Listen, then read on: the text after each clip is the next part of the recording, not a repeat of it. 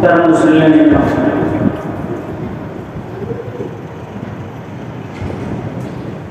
পবিত্র কোরআন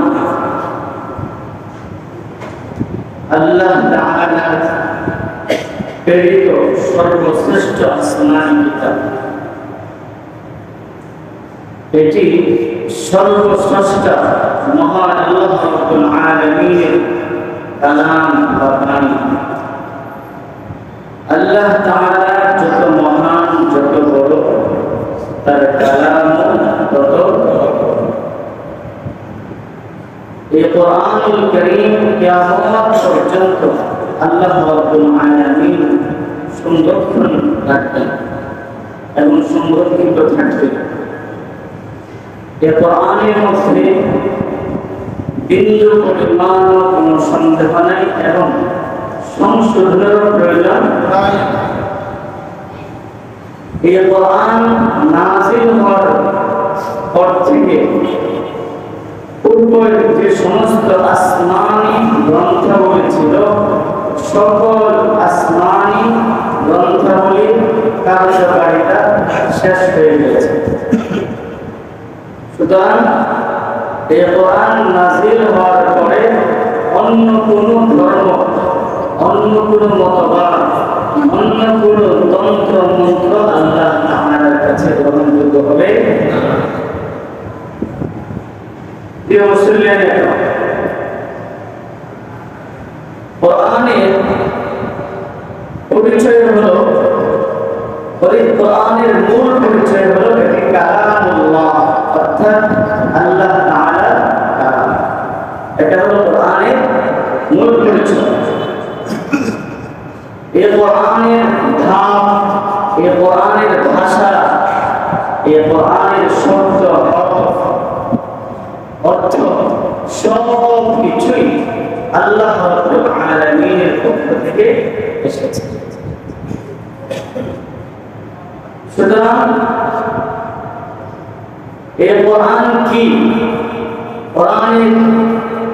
কোরআন আমাদের জন্য আল্লাহ রাব্বুল আলামিন কেন নাযিল করেছেন? কোরআন তেলাওয়াত করলে কি লাভ? কোরআন রাসূল আকরাম সাল্লাল্লাহু আলাইহি ওয়াসাল্লামের উপর কেমন মুআজিজা, কোরআনের বৈশিষ্ট্যাবলী কি, এবং কোরআনকে অবমাননা করলে এর শাস্তি কি, এ সম্পর্কে আজকে সংক্ষিপ্ত আলোচনা হবে ইনশাআল্লাহ। মুহতারাম হাজিরিন, কোরআন এই শব্দের তিনটা অর্থ, কয়টি? তিনটি। কোরআন এর একটি অর্থ হলো একত্রিত করা। যেহেতু কোরআনের মধ্যে হালালের কথা আছে, হারামের কথা আছে, কোন কাজ করা যাবে সেটাও বলা আছে, কোন কাজ করা যাবে না সেটাও আছে। সব কিছুকে যেহেতু কোরআন একত্রিত করেছে, এই জন্য কোরআনের একটি অর্থ হলো কি? একত্রিত করা। কোরআনের আরেকটি অর্থ, যা কোরআন থেকে কিরায়াতুন, অর্থ পড়া। পৃথিবীর মধ্যে যে গ্রন্থটি সবচেয়ে বেশি পরিমাণে পড়া হয় সেটি কোন কিতাব? কোরআন। এই কোরআনুল কারীম ছোট থেকে বড়, যুবক থেকে বৃদ্ধ সকলেই তিলাওয়াত, নারী হোক, পুরুষ হোক, ধনী হোক, গরিব হোক, যে হোক, সবাই এই কোরআনুল কারীম তিলাওয়াত করে। সুবহানাল্লাহ। দ্বিতীয় নম্বরে তা হলো কোরআন এটা অন্যন থেকে, মানে মিলিত। যেহেতু কোরআনের একটা আয়াত আরেকটা আয়াতের সাথে মিল আছে, যেরকম আলহামদুলিল্লাহি রাব্বিল আলামিন আর রহমানির রহিম, শেষ মিল আছে না? ওয়াদ-দুহা ওয়াল-লাইলি ইযা সাজা, মিল আছে? ওয়াশ-শামসি ওয়া-দুহাহা ওয়াল-কমারি ইযা তালাহা, সুবহানাল্লাহ, ওয়ান-নাজমি ইযা হাওয়া মা ضل صاحبكم وما غوى, সুবহানাল্লাহ। মানে কোরআনের একটা আয়াত আরেকটা থেকে আছে সুবহানাল্লাহ, আল্লাহ তাআলা কিভাবে নাযিল করেছেন। এই কোরআন এমন এক কালাম, সুবহানাল্লাহ। কোরআন যত তিলাওয়াত করব, দেখেন আমরা যখন থেকে বুঝি সূরা ফাতিহা, মনে হয় আমরা সবাই সর্বপ্রথম সূরা ফাতিহা মুখস্থ করেছি। মুখস্থ করার পর থেকে আজ পর্যন্ত কতবার সূরা ফাতিহা তিলাওয়াত করেছি, শুনেছি। বিরক্তি লাগে? বলে বিরক্তি লাগে? কোরআনের পারিভাষিক অর্থ হলো হুয়াল মুনাজ্জালু আলা রাসূলিল মাকতুবি ফিল মাসাহিফিল মানকুল আনহু নাকলান মুতাওয়াতিরা। অর্থাৎ কোরআন হলো যা রাসূল সাল্লাল্লাহু আলাইহি ওয়াসাল্লামের উপর অবতীর্ণ করা হয়েছে, যা লাওহে মাহফুজে লিপিবদ্ধ এবং যা রাসূল সাল্লাল্লাহু আলাইহি ওয়াসাল্লামকে সংঘাতিক বা ধারাবাহিকভাবে রাসূল সাল্লাল্লাহু আলাইহি ওয়াসাল্লামের কাছে বর্ণিত হয়েছে।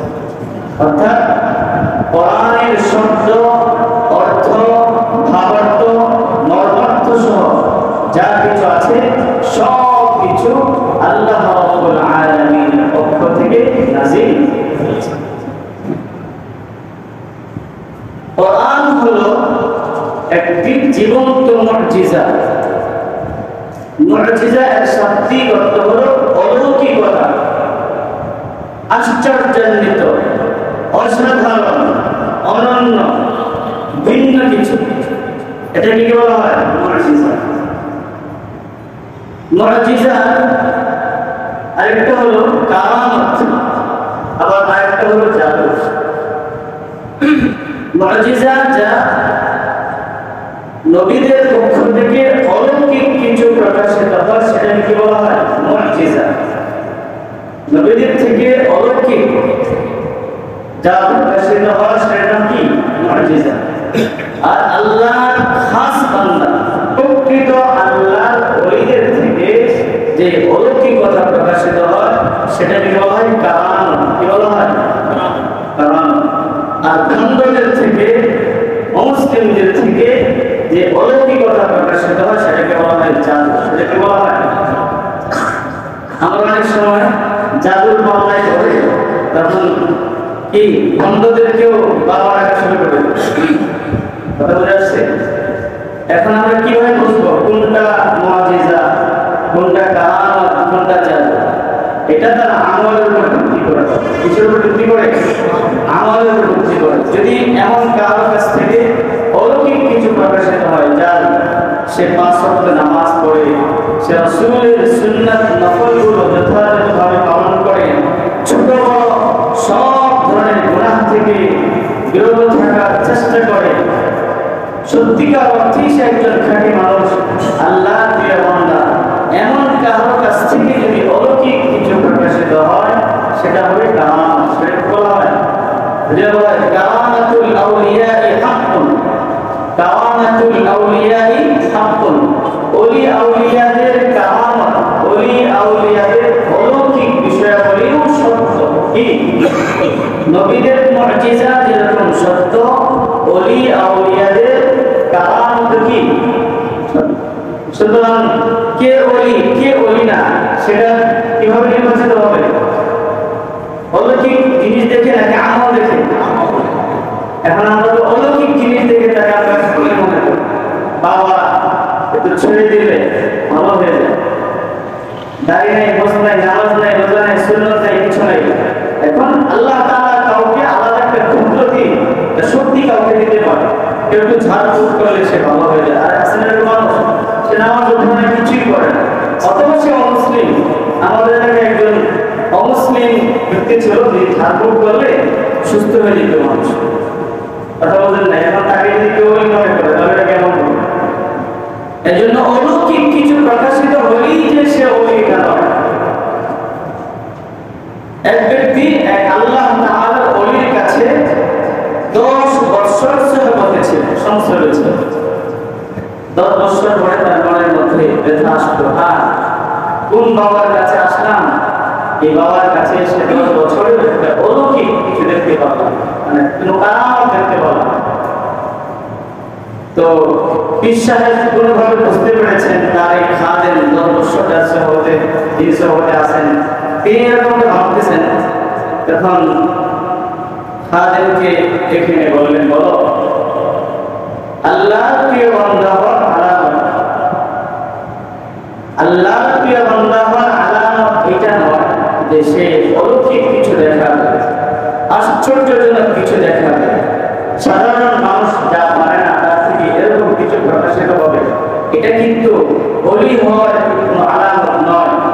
ওলি আউলিয়া হওয়ার আলামত হলো, বলো আমার কাছে তুমি যে 10 বছর ছিলে, এই 10 বছরের কোনোদিনও রাসূলের বয়স তো দূরের কথা, রাসূলের কোনো একটা সুন্নাত আমার তরফ থেকে ছুটেছে, একটু দেখছো? তখন ওই ব্যক্তি বলছে, না 10 বছর আপনাকে এরকম কখনো দেখি নাই যে রাসূলের কোনো একটা সুন্নাত আপনার ছুটছে। এটাই হলো একজন খাঁটি আল্লাহর প্রিয় বান্দা, ওলি আউলিয়া হওয়ার কি কথা বুঝলেন নাই? তাহলে ওলি আউলিয়া আমরা কিভাবে চিনব?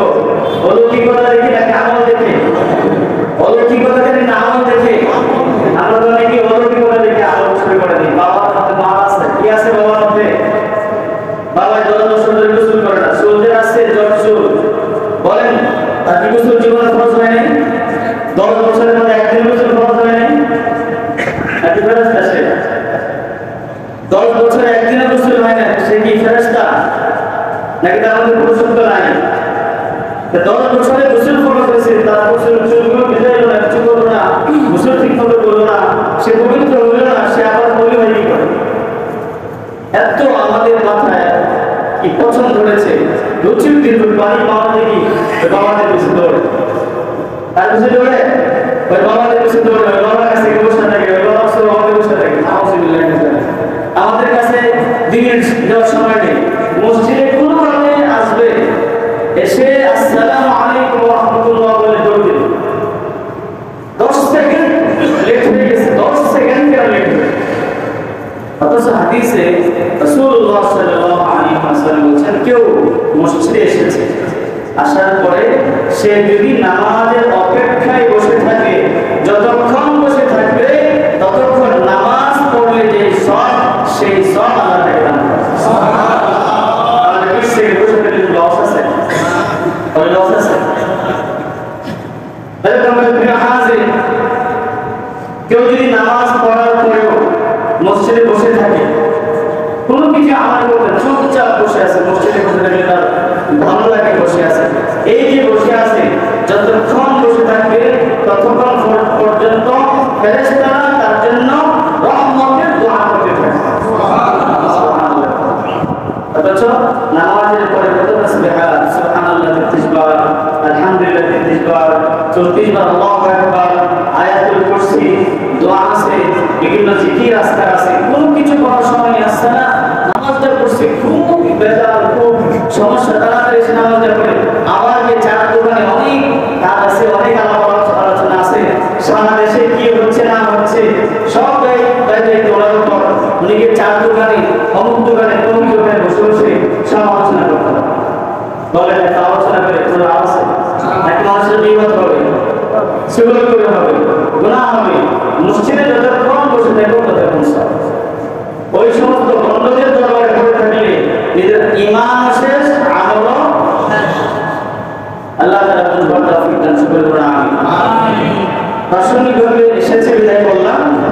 এজন্য কোরআন হলো আল্লাহ রাব্বুল আলামিনের পক্ষ থেকে রাসূলুল্লাহ সাল্লাল্লাহু আলাইহি ওয়াসাল্লামের উপর জীবন্ত এক মুজিজা। আল্লাহর হাবিব সাল্লাল্লাহু আলাইহি ওয়াসাল্লাম এই দুনিয়া থেকে বিদায় নিয়েছেন, 1450 বছর অতিবাহিত হয়েছে, আজ পর্যন্ত কোরআনের কার্যকারিতা আছে কিনা? আছে। 1450 বছর পূর্বে যেরকম ভাবে অন্ধকার যুগের মানুষেরা, জাহেলি যুগের মানুষেরা এই কোরআনকে অনুসরণ করে, রাসূলকে অনুসরণ করে স্বর্ণের মানুষে পরিণত হয়ে গিয়েছিল, 1450 বছর পরে এসেও যদি কেউ তার জীবনকে কোরআন এবং হাদিস অনুযায়ী পরিচালিত করে, সেও সেই স্বর্ণ যুগের মানুষে পরিণত হয়ে গেছে। এই জন্য রাসূলুল্লাহ সাল্লাল্লাহু আলাইহি ওয়াসাল্লাম বলেন, তাওয়াক্কু ফীকুম আমরাইন লান তাদিল্লু كتاب الله وسنة رسول الله صلى الله عليه وسلم আল্লাহ হাবিব সাল্লাল্লাহু আলাইহি ওয়াসাল্লাম বলেন আমি তোমাদের কাছে দুটি বিষয় রেখে এসেছি এই দুটি বিষয়কে তোমরা যদি আঁকড়ে ধরো কোরআন এবং হাদিসকে তোমরা যদি তোমাদের জীবনে আঁকড়ে ধরো কোরআন হাদিস অনুযায়ী তুমি তোমার ব্যক্তি জীবন পারিবারিক সামাজিক জীবন রাষ্ট্রীয় জীবন অর্থনৈতিক জীবন সাংস্কৃতিক জীবন সহ যা কিছু আছে সব কিছু পরিচালনা করো লান তাদিল্লু কখনো তোমরা নষ্ট হবে না। তাহলে 1450 বছর আগে এই কোরআনকে আঁকড়ে ধরার কারণে কোরআন অনুযায়ী জীবন পরিচালনা করার কারণে যেরকম ভাবে জাহিল যুগের মানুষরা যখন মারামারি কাটাকাটি হানাহানি ঝগড়াঝাটি এমনকি জীবন্ত কন্যা সন্তানকে পর্যন্ত পুঁতে ফেলাকে তারা কোনো কিছু মনে করত না, সেই কঠিন যুগের মানুষেরা ফেরেশতার মতো হয়ে গেছে। আজ যদি আমরা সে কোরআন যদি আমাদের জীবনকে পরিচালনা করি আমাদের জীবন সেরকমই। এটা হলো কোরআনের কি মুজিজা। আল্লাহ রাব্বুল আলামিন সকল নবী রাসূলগণকে কিছু না কিছু মুজিজা দিয়েছেন, অলৌকিক কিছু দিয়েছেন যা দেখে সাধারণ মানুষরা ঈমান আনতে পারে। কেমন মুজিজা? যেই যুগে যে ধরনের মুজিজা প্রয়োজন ছিল, যে যুগে যে জিনিসের বেশি যে জিনিসটা বেশি ভাইরাল ছিল ওই ধরনের বিষয় দিয়েই আল্লাহ রাব্বুল আলামিন নবীদেরকে পাঠিয়েছেন। ওই ধরনের মুজিজা দিয়ে আল্লাহ রাব্বুল আলামিন নবীদেরকে পাঠিয়েছেন যাতে করে নবীদের এই সমস্ত মুজিজা দেখে সাধারণ মানুষ কি আনতে পারে? ঈমান আনতে পারে। তবে নবীদের মুজিজা আর অন্যান্যদের যে জিনিস সেটার মধ্যে পার্থক্য করার জন্য যেটা আল্লাহ প্রদত্ত আর মানুষের বানানো জিনিস দুটো এক হতে পারে না। মানুষ যেটা করে যখন নবীরা মুজিজা নিয়ে আসতেন দেখতো নবীর মুজিজার সামনে নবীর অলৌকিক জিনিসের সম্মুখে তাদের সব কিছু কি হয়ে যেত? নষ্ট হয়ে যেত। তখন মনে করতো এটা সাধারণ কোনো মানুষের পক্ষ থেকে নয়, এটা অবশ্যই কাহার পক্ষ থেকে এসেছে, যে সাধারণ কোনো মানুষের পক্ষ থেকে। যেরকম ভাবে হযরত ঈসা আলাইহিস সালাতু ওয়াস সালামকে আল্লাহ রাব্বুল আলামিন মুজিজা দান করেছিলেন, অলৌকিকতা দান করেছিলেন। তা হলো আল্লাহ বলেন ওয়া রাসূলান ইলা বানি ইসরাঈল আন্নী ক্বাদ জি'তুকুম বিআয়াতিন মির রাব্বিকুম আন্নী আখলুকু লাকুম মিনাত তিন। আল্লাহ তাআলা বলেন যে বনী ইসরাঈলের মধ্যে এক নবী হযরত ঈসা আলাইহিস সালাতু ওয়াস সালামকে প্রেরণ করা হয়েছিল। তিনি কি করতেন? কোন কবরের পাশে গিয়ে বলতেন কুম বিইযনিল্লাহ, আল্লাহর ইচ্ছায় তুমি দাঁড়িয়ে যাও। তিনি এই কথা বলার সাথে সাথে কবর থেকে মৃত ব্যক্তি দাঁড়িয়ে যায়, সুবহানাল্লাহ, জীবিত হয়ে যায়। আবার যদি কোন কুষ্ঠ রোগ এরকম কোন রোগীর শরীরে যদি হাত তুলে দিতেন সাথে সাথে ওই ব্যক্তির রোগ ভালো হয়ে যেত। কোন অন্ধ মানুষ একবারে জন্মান্ধ, জন্মের থেকে অন্ধ, এরকম কোন মানুষের চোখে যদি হাত তুলে দিতেন সাথে সাথে সে দেখতে পারত। সুবহানাল্লাহ। হযরত মুসা আলাইহিস সালাতু ওয়াস সালামকে মুজিজা দান করেছিলেন। উনি ওনার বগলের নিচ থেকে হাত বের করলে আমরা ক্রস লাইটে যেরকম আলো বের হয় এরকম ভাবে ওনার আঙ্গুলের মাথায় কি করে দিত? আলো বের হতো। এরকম ভাবে হযরত মুসা আলাইহিস সালাতু ওয়াস সালামের হাতে একটা লাঠি ছিল। আল্লাহ তাআলা সেই লাঠির কথা বলছেন। মুসা আলাইহিস সালাতু ওয়াস সালামকে আল্লাহ তাআলা জিজ্ঞাসা করতেছেন ওয়া মা তিলকা বিয়ামিনিকা ইয়া মুসা, ও মুসা তোমার হাতে কি? মুসা আলাইহিস সালাম বলতেছেন ক্বালা হিয়া আসায়া আতাওয়াক্কাউ আলাইহা ওয়া আমশু বিহা আলা গনামি ওয়া লিয়া ফিহা মারিবু উখরা। আল্লাহ জিজ্ঞাসা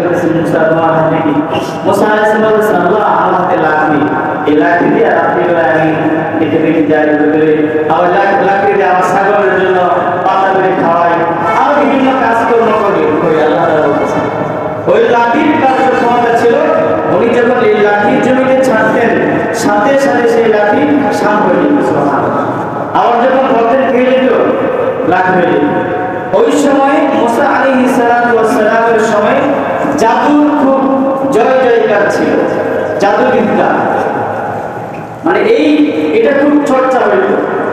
এটা আল্লাহ তাআলা মুসা আলাইহিস সালামকে ওইটার বিরুদ্ধে যে দাঁড় করাতে লাঠি দিয়েছিলেন। মুসা আলাইহিস সালামকে একবার প্রতিদ্বন্দ্বী হিসাবে ফিরআউন দেশের সকল জাদুকরকে ডেকেছিল। ডেকে মুসা আলাইহিস সালামকে কিভাবে হারানো যায়, কি করা যায়, এজন্য সকলকে একত্রিত করে সকলকে বলছিলেন তোমরা যেভাবে হোক মুসাকে পরাজিত করো। তো তারা সবাই তাদের যা যা জাদু আছে, যত জ্ঞান বুদ্ধি আছে জীবনে সব কিছু ওই ছাড়ছে।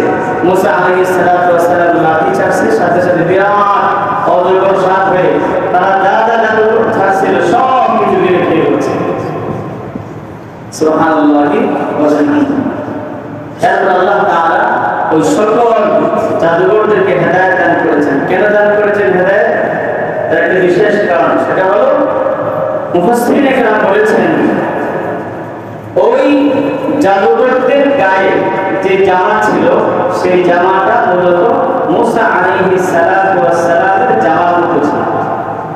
মুসা আলাইহিস সালামের গায়ে যেই ধরনের জামা ছিল ঠিক ওই জাদুকরদের গায়ে কি আল্লাহ তাআলার কাছে এই জিনিসটা ভালো লাগছে যে আমার হাবিবের, আমার রাসূলের, আমার প্রিয় বান্দার গায়ে যে জামা তার জামার মতো যাদের গায়ে জামা, সুতরাং আমি তাদেরকে আমার দ্বীনের জন্য, আমার ইসলামের জন্য কবুল করে নিলাম। সুবহানাল্লাহ।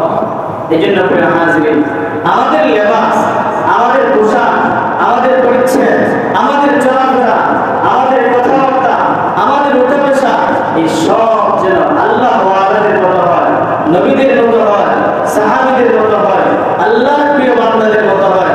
যদি আমাদের কথাবার্তা, আচার আচরণ, পোশাক, পরিচ্ছদ, আমার বডি সব কিছুই যদি আল্লাহ ওয়ালাদের মতো হয়, আল্লাহ তাআলা চাইলে এই ওসিলা আমাকে করতে পারেন, মাফ করে দিতে। যাই হোক, বলছিলাম আল্লাহ তাআলা সকল নবী রাসূলগণকে আল্লাহ তাআলা ওই যুগে তার যুগের চাহিদা অনুযায়ী, যুগের অনুযায়ী কি দিয়েছিলেন? মুআজিজা দিয়েছিলেন, অলৌকিকতা দান করেছিলেন, যাতে করে অন্য সব তাদের যে জাদুগুলো ছিল এই জাদুগুলো মুআজিজার সামনে এসে কি হয়ে যায়? পরাজিত হয়ে যায়।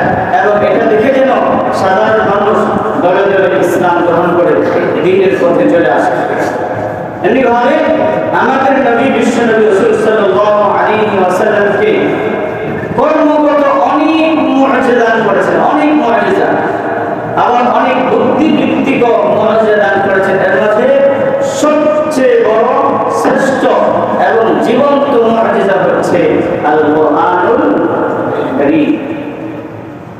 এই কোরআনুল কারীম আল্লাহ রাব্বুল আলামিন তখন নাযিল করেছেন যখন মক্কার আশেপাশে, বিশেষ করে আরবি ভাষার সাহিত্যের এক জোয়ার চলছে। যারা শিক্ষিত মানুষ তারা তো সাহিত্যিক ছিল, অশিক্ষিত মানুষরাও অনেক সাহিত্যিক ছিল।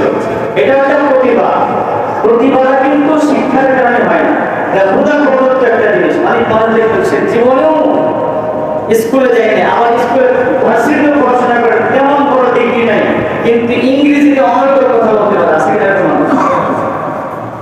অনেক মানুষ কোনো শিক্ষিত না কিন্তু সে সুন্দর করে কথা বলতে পারে। অনেক মানুষের শিক্ষিত না কিন্তু তার ভালো অনেক প্রতিভা আছে, আছে কিনা? এরকম আল্লাহ তাআলা তখনকার সময়ে আরবের মানুষদেরকে একটা প্রতিভা দিয়েছিলেন, সেটা হলো সাহিত্যের। তাদের আরবি ভাষার সাহিত্যে একটা প্রতিভা ছিল। জ্ঞানী হোক আর মূর্খ মানুষ পর্যন্ত তারা কবিতা বানিয়ে চ্যালেঞ্জ করে দিত, আমার এই কবিতা প্রতিদ্বন্দ্বী হয়ে আরেকটা কবিতা বানিয়ে দেখাও, কি আছে? এরকম ভাবে তারা আরবি সাহিত্যের উপর কি বানাইত? কবিতা বানাইত। সেই সময় আল্লাহ রাব্বুল আলামিন রাসূলুল্লাহ সাল্লাল্লাহু আলাইহি ওয়াসাল্লামের উপর কোরআন নাযিল করেছেন। রাসূল সাল্লাল্লাহু আলাইহি ওয়াসাল্লাম কোন স্কুল, কলেজ, ভার্সিটি পড়াশোনা করছেন? এজন্য রাসূলকে বলা হয় উম্মি। উম্মি অর্থ তিনি জ্ঞানী নয়, এগুলো না। উম্মি অর্থ তিনি কোনো পাঠশালা, স্কুল, কলেজে পড়েন না। আল্লাহ রাব্বুল আলামিন রাসূল সাল্লাল্লাহু আলাইহি ওয়াসাল্লামকে নিজে জ্ঞান দান করেছেন, কিন্তু তিনি কোন স্কুল কলেজ ভার্সিটি থেকে জ্ঞান অর্জন করেন? কেন করেন নাই? কেন স্কুলে পড়তে দেন নাই? এর মধ্যে হিকমত আছে। রাসূল সাল্লাল্লাহু আলাইহি ওয়াসাল্লাম কোনদিনও কোন স্কুল কলেজ মাদ্রাসায় যান নাই। তারপরে যখন কোরআন নাযিল হলো, অসাধারণ চমৎকার ভাবে সাহিত্যের বাচন ভঙ্গিতে শব্দে এক শব্দের সাথে আরেক শব্দ মিল রেখে রেখে যখন কোরআন নাযিল হওয়া শুরু হলো, তখনই রাসূল সাল্লাল্লাহু আলাইহি ওয়াসাল্লামের উপর অপবাদ দেওয়া শুরু হলো। মুহাম্মদ এগুলো বানায় বানায় কি বলে, কিভাবে বানাবেন? উনি কি স্কুলে পড়েছেন? উনি কি কলেজে পড়েছেন? উনি কি মাদ্রাসায় পড়াশোনা করেছেন? কোথায় পড়াশোনা করেন? উনি কিভাবে বানাবেন? যাতে করে মানুষ অপবাদ না দিতে পারে যে মুহাম্মদ অমুক ভার্সিটি থেকে পড়াশোনা করে, অমুক মাদ্রাসা থেকে পড়াশোনা করে জ্ঞানী হয়ে এখন নতুন নতুন কি কি বানায় বানায় মানুষের কাছে প্রচার করে, এই কথা যেন না বলতে পারে। এই জন্য আল্লাহ রাব্বুল আলামিন রাসূল সাল্লাল্লাহু আলাইহি ওয়াসাল্লামকে প্রাতিষ্ঠানিক সব ধরনের শিক্ষা থেকে কি রেখেছেন? বিরত রেখেছেন। তারপরও অপবাদ দেওয়া হয়েছে। তারপরে কি দেওয়া হয়েছে? মুহাম্মদ বানায় বানায় বলে। আল্লাহ রাব্বুল আলামিন বলেন, মুহাম্মদ তো তোমাদের মতই মানুষ, বানায় মানুষ না। কি বলেন? মানুষ না। ওয়া মা মুহাম্মাদুন ইল্লা রাসূল ক্বাদ খালাত মিন ক্বাবলিহির রুসুল। আরে কাছে আল্লাহ রাব্বুল আলামিন বলেন, মুহাম্মদ তিনি হলেন মানুষ, তিনি কি নয়? ফেরেশতা নয়, তিনি কি মানুষ। সুতরাং তোমরাও যেরকম মানুষ, তিনিও তো মানুষ। যদি তোমরা বলো তাহলে তিনি কিভাবে বানায় করবে? উনি তো কোনো জায়গায় পড়াশোনা করেন নাই।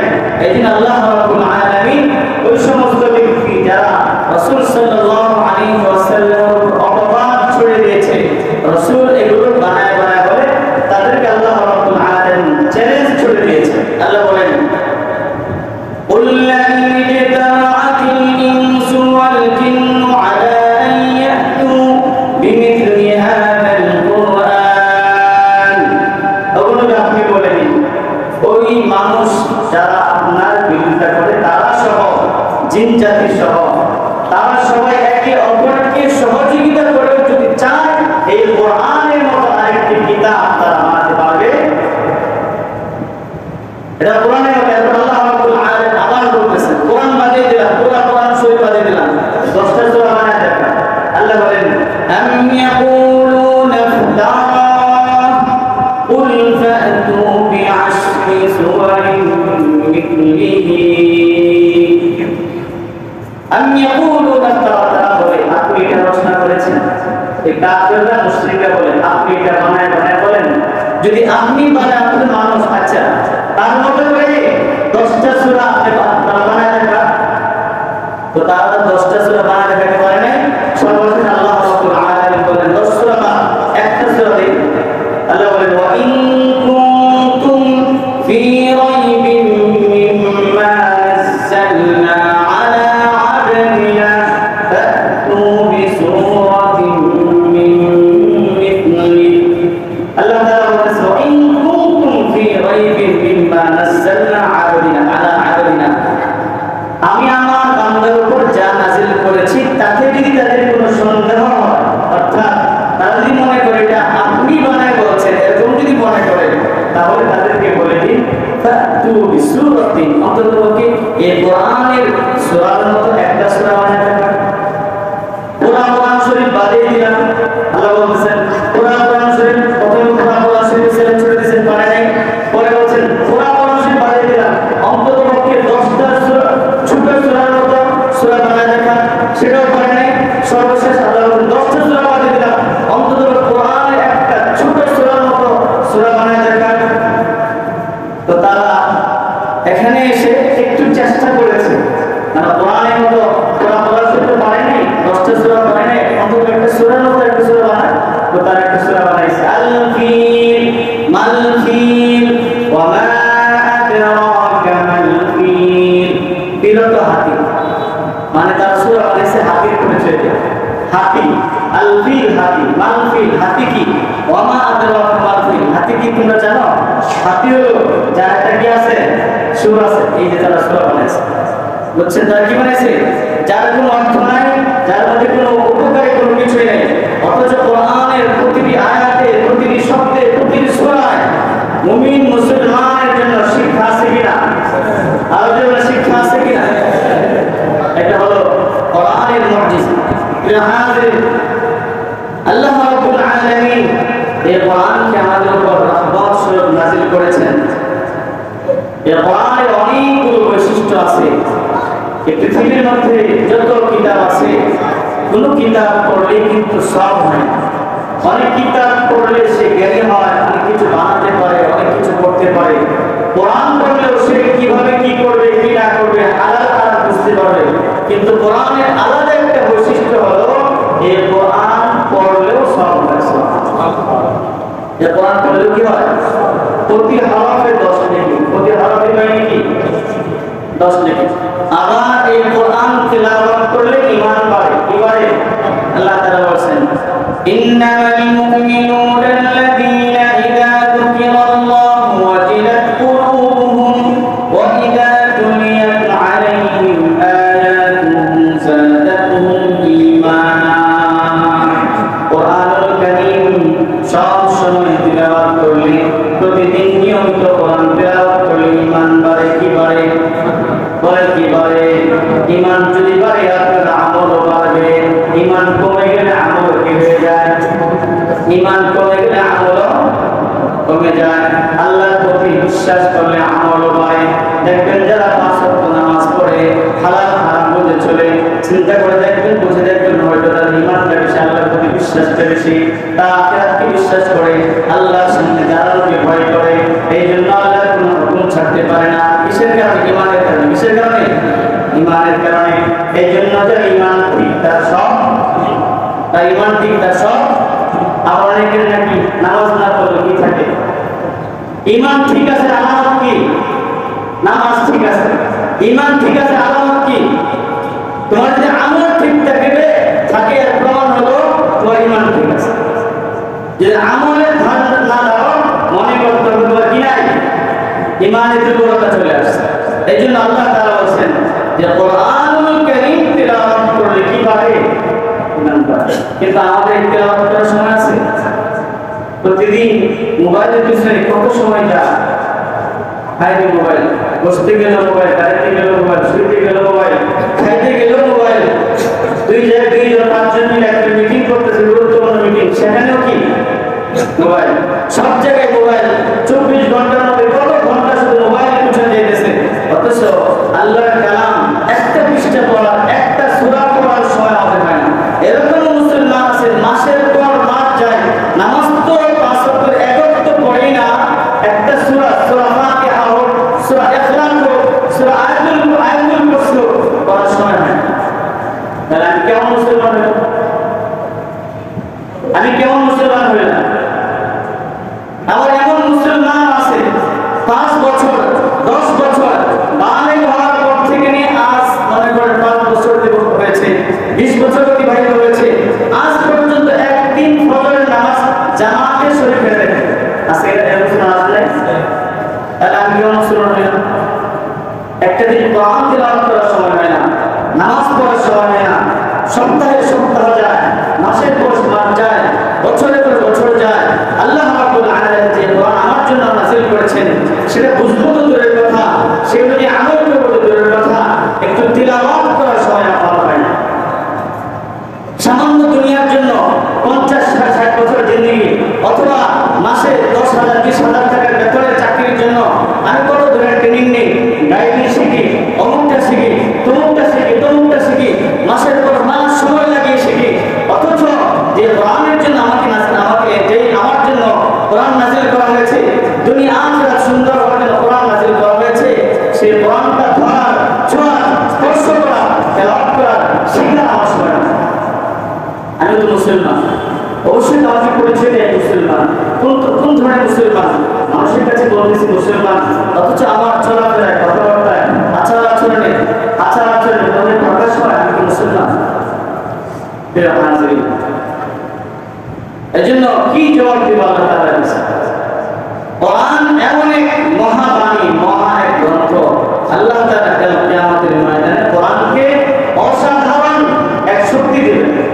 মধ্যে আসছে আল কুরআনু শাফিউন ওয়া মুশাফফাউন লাহু, কুরআন কিয়ামতের ময়দানে সুপারিশকারী হবে, সুপারিশকারী, এবং শুধু সুপারিশকারী নয়, কোরআনের সুপারিশকে গ্রহণ করা হবে।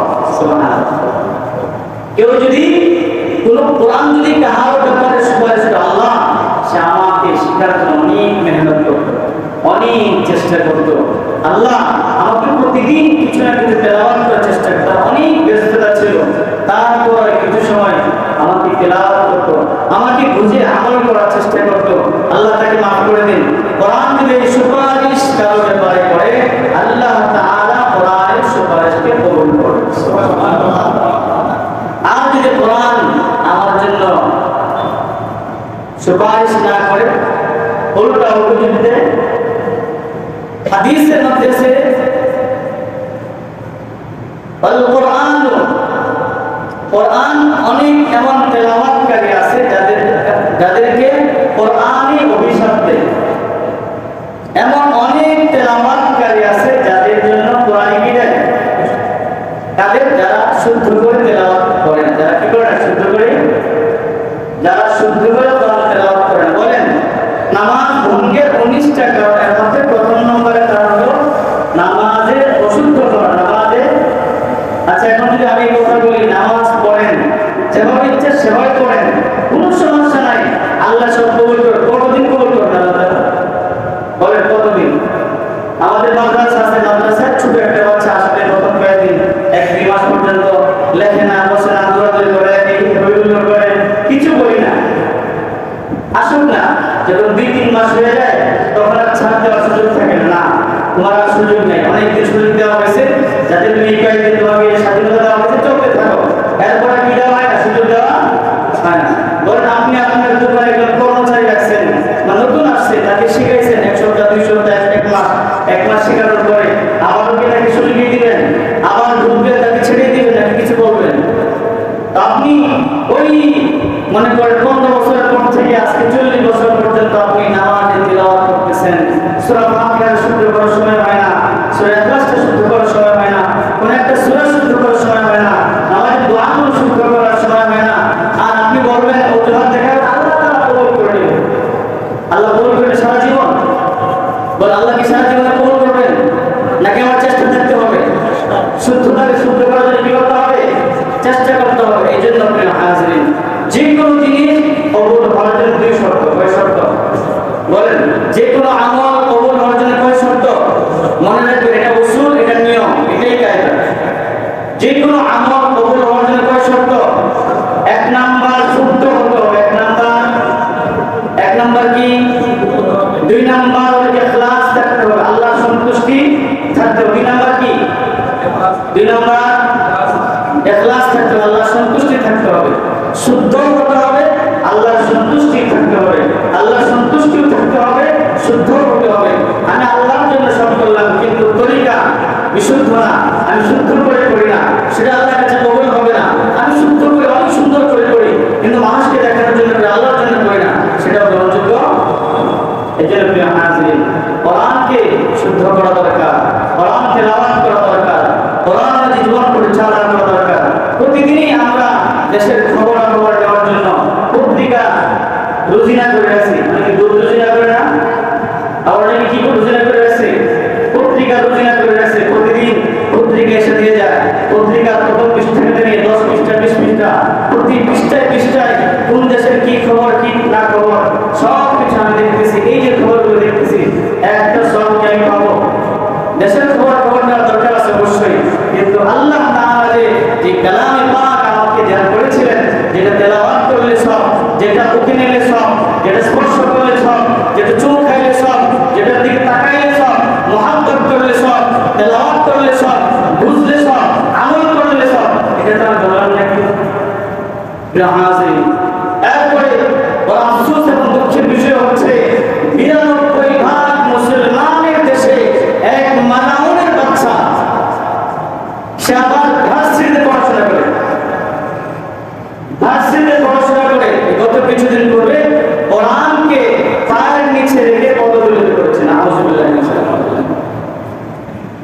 বেশিরভাগ মুসলমানের দেশ। আজ পর্যন্ত আপনারা কি দেখেছেন যে গীতা কেউ ছিঁড়ে ফেলেছে, পায়ের ছিঁড়ে রাখছে, বাইবেলকে রাখছে, অন্য কোন ধর্মের কিতাবকে রাখছে? তাহলে কোরআনের প্রতি তাদের এই অসৎ আচরণ কেন? আবার বলে সে পাগল। সে কি কোন পাগল কি ভার্সিটিতে পড়াশোনা করতে পারে? বলে কোন পাগল কি ভার্সিটিতে পড়াশোনা করতে পারে? সুতরাং আমাদের দাবি একটাই, এই কোরআনকে অবমাননাকারীকে সর্বোচ্চ শাস্তি দিতে হবে। কথা বলা ঠিক কিনা? আমাদের সকলের দাবি। আর যদি কোনো শাস্তি না হয়, বড়দের থেকে যে সিদ্ধান্ত আসবে, যে কর্মসূচি আসবে, আমরা সেই সব কর্মসূচি গ্রহণ করবো ইনশাআল্লাহ। এবং আমাদের বর্তমান উপদেষ্টাদের প্রতি আমাদের বিনীত অনুরোধ থাকবে, আপনারা আসেন, চলে যাবেন অল্প কিছুদিনের মধ্যে। আপনারা যারা কোরআনকে অবমাননা করে, ইসলামকে অবমাননা করে, রাসূলকে অবমাননা করে, তাদের সর্বোচ্চ শাস্তির একটা আইন চালু করে দেন, যাতে করে পরবর্তীতে এই ধরনের দুঃসাহস দেখানোর শক্তি আর কেউ পাবে না। আল্লাহ রাব্বুল আলামিন আমাদেরকে কোরআন বুঝে কোরআন অনুযায়ী আমাদের জীবন পরিচালনা করার তৌফিক দান করুন। আমিন।